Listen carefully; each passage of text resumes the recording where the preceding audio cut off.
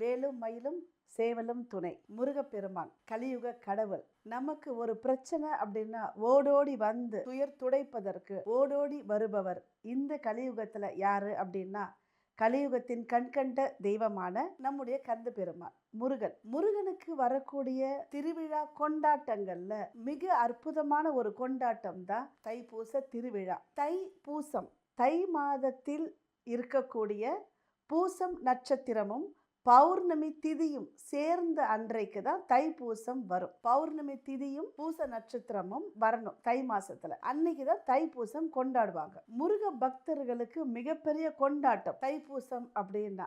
உலகம் முழுக்க இருக்க தமிழருங்க, தமிழ்நாட்டில் மட்டும் இல்லை, தமிழர்கள் உலகம் முழுக்க எங்கெல்லாம் இருக்காங்களோ அந்த எல்லா நாடுகளிலும் மிக விமரிசையாக கொண்டாடப்படுவது தைப்பூச திருவிழா. மலேசியாவில் 10 மலையிலலாம் பார்த்தோன்னா வெறும் மனித தலைகளாக தான் இருக்கும். தைப்பூசம் அன்னைக்கு அவ்வளவு கூட்டம் இருக்கும்.